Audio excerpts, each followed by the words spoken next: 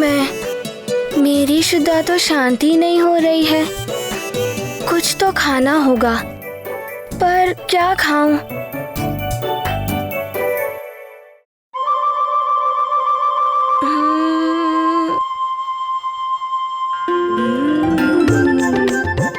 रसोई में जाकर देखता हूँ, वहाँ अवश्य कुछ मिल जाएगा।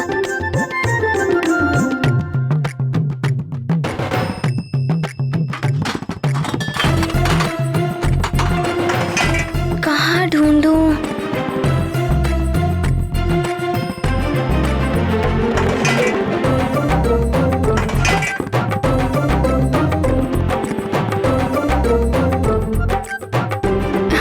यहाँ देखूं, यहाँ भी कुछ नहीं है। इसमें भी कुछ नहीं है, ये भी रिक्त है।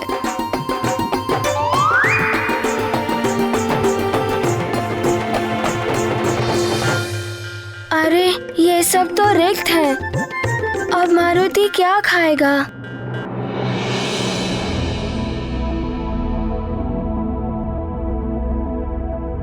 इनमें कुछ तो होगा, इसीलिए ऊपर बांध के रखे हुए हैं।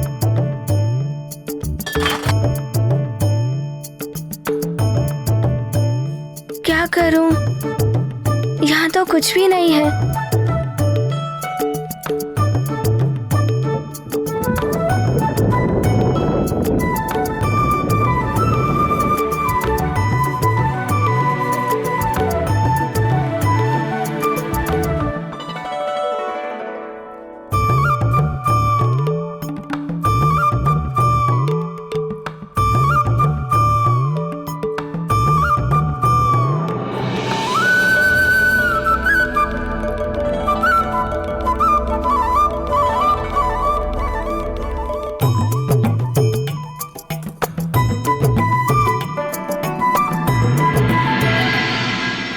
ये तो शकरा है और ये तो कच्ची दाल है और ये कच्चे चावल। अब मैं इन्हें कैसे पकाऊं?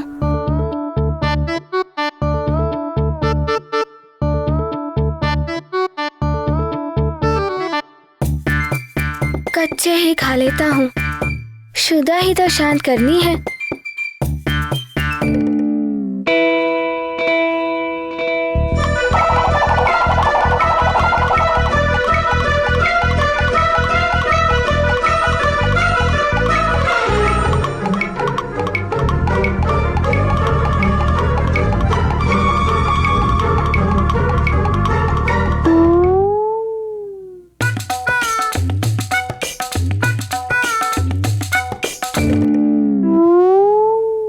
अरे ये तो समाप्त हो गए।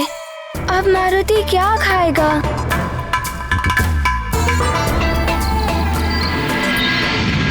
नारायण नारायण।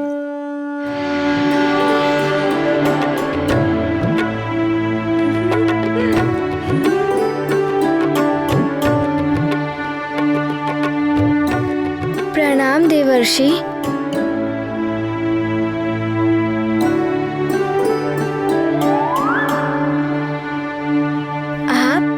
और ये सेब? आप ये सेब मारुति के लिए लाए हैं?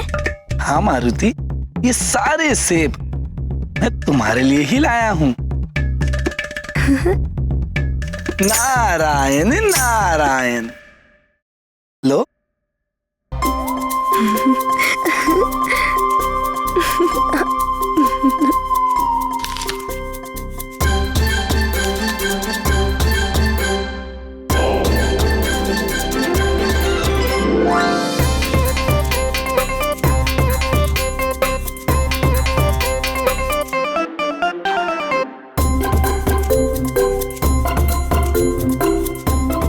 देवर्षि, ये सेब तो बड़े रसीले और स्वादिष्ट थे। मारुति को और चाहिए। किंतु मेरे पास जितने सेब थे मैंने आपको दे दिए। अब और फल नहीं है मेरे पास।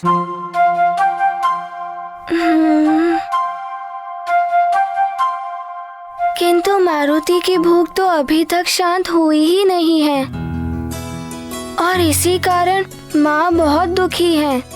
माँ का दुख दूर करने के लिए मारुति को अपनी शुदा को शांत करना ही होगा। ये तो बड़ी ही विकट समस्या है। मेरे फल तो समाप्त हो चुके हैं,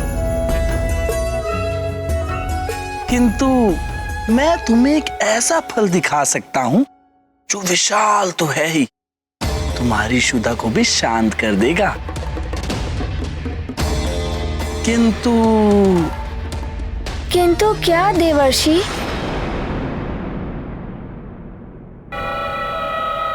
किंतु वो फल तुम्हें स्वयं तोड़ना पड़ेगा, उसे स्वयं प्रयास करके पाना पड़ेगा, प्रयास करना पड़ेगा।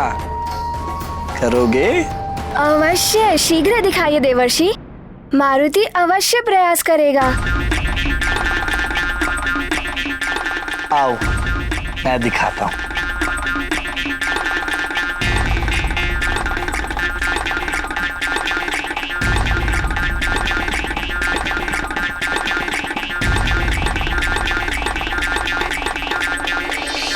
वो देख रहे हो ना, वो महाफल, आकाश फल।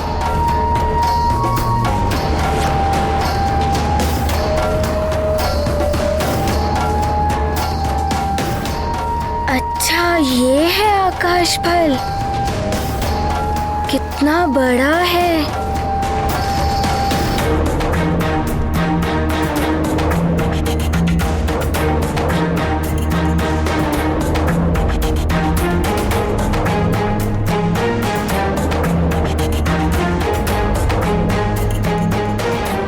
दिखाई दिया ना?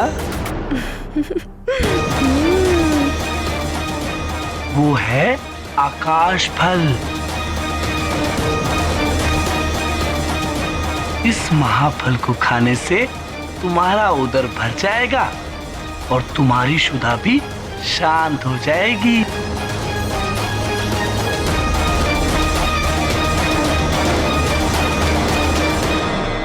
सत्य कह रहे हैं आप? सत्य तो कह रहा हूं, किंतु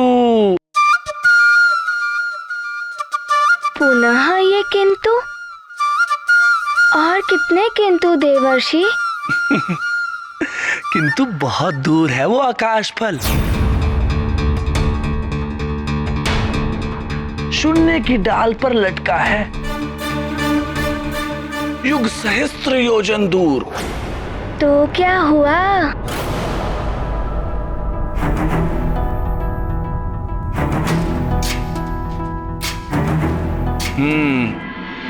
यदि अटूट इच्छा, लगन और अदम्य साहस के साथ किसी भी लक्ष्य को पाने के लिए बढ़ा जाए तो वो लक्ष्य अवश्य ही प्राप्त हो जाता है।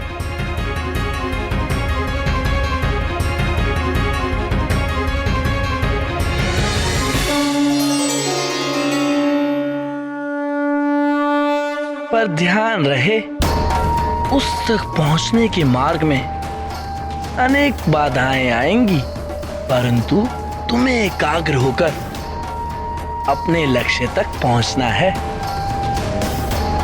अपनी भूख मिटानी है तो चाहे कितनी भी दूर हो वो आकाश फल, माँ की चिंता दूर करने के लिए मुझे अपनी शुदा शांत करनी ही होगी।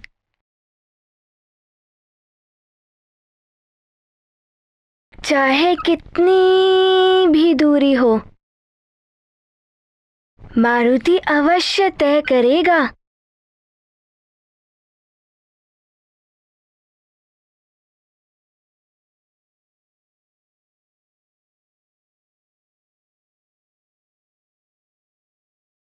तुम मेरी शुभकामनाओं के साथ आगे बढ़ो।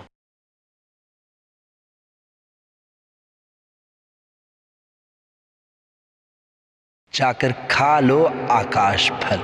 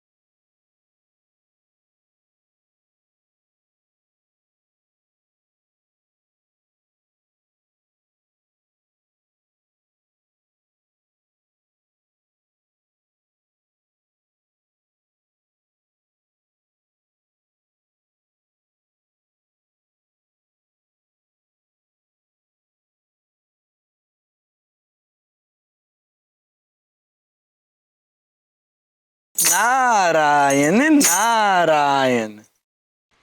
इतनी तीव्र गति, अतुलित बल के धाम हैं आप मारुति, धन्य हैं आप। नारायण नारायण। मित्रों, मारुति को अब तक खेलने के लिए आ जाना चाहिए था। हाँ, कल अन्नप्राशन में उसने कहा था सभी प्रातः यही मिलेंगे। कुछ भी कहो, किंतु है अद्भुत ही है हमारा मित्र मारुति। किंतु कल कितना खाया था। हाँ।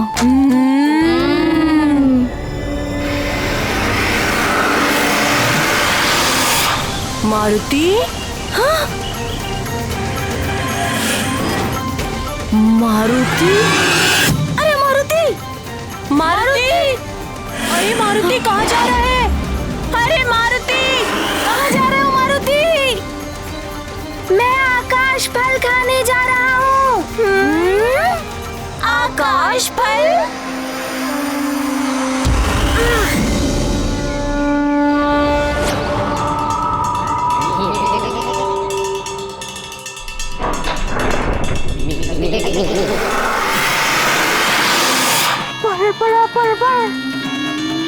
आकाश फल? ये कौन सा फल है?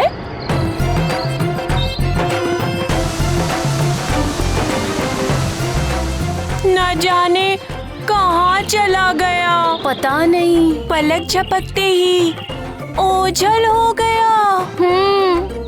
ईश्वर ही जाने वो किस फल की बात कर रहा था।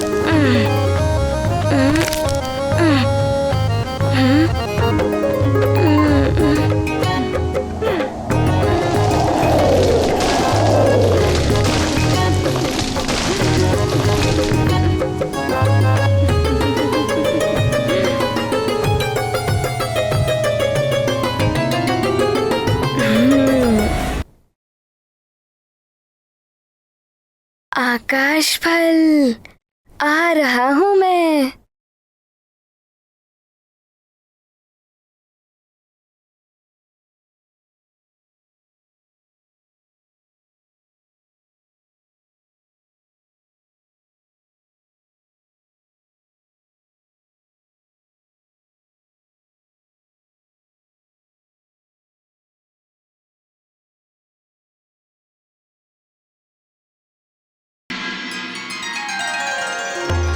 प्रणाम राजपुरोहित जी। कल्याण भव। राजन, वैसे तो सूर्य ग्रहण के समय में की जाने वाली पूजा, हवन और दान के विषय में आपको सब कुछ ज्ञात है और महारानी जी भी धर्म कर्म के कार्य से पूर्णतया परिचित हैं। फिर भी मैं अपना पुरोहित धर्म निभाते हुए ये आपको बताना चाहता हूँ कि आज सूर्य ग्रहण है, जिसका सूतक काल कुछ ही समय में आरंभ हो जाएगा। सूतक काल से ग्रहण के मोक्ष काल तक भोजन नहीं करना चाहिए, क्योंकि इस काल में खाद्य सामग्री दूषित हो जाती है। आप उचित कह रहे हैं, हमने पहले से ही सबको सूचित कर दिया है। ग्रहण के समय में की जाने वाली पूजा और हवन से सूर्य को राहु से मिलने वाली पीड़ा अल्प हो जाती है। इससे सूर्यदेव प्रसन्न होकर सुख, समृद्धि और आयु में वृद्धि करते हैं। इसलिए ग्रहण के समय में यज्ञ और दान का विशेष महत्व है। आप जैसा कहेंगे हम वैसा ही करेंगे पुरोहित जी। आपका तुलादान होगा, अर्थात आपके भार के समान भार का द्रव्य जनता में दान किया जाएगा तथा हर बार की भांति वस्त्र दान एवं गौदान भी करना होगा। अवश्य राजपुरोहित, ऐसा ही होगा। एक राजा के लिए प्रजा सेवा भी प्रभु सेवा के समान ही होती है। राजपुरोहित जी, हमने सारी व्यवस्था कर दी है। ये सब तो व्यवस्थित रूप से हो जाएगा, किंतु मारुति का क्या करूं? सोकर उठते ही उसे भूख लगेगी, भोजन उसे दे नहीं सकती। अपनी भूख के समक्ष वो छोटा सा बालक सूर्य ग्रहण के बारे में क्या समझेगा? आज तो वो जितना सोएगा उतना ही अच्छा है।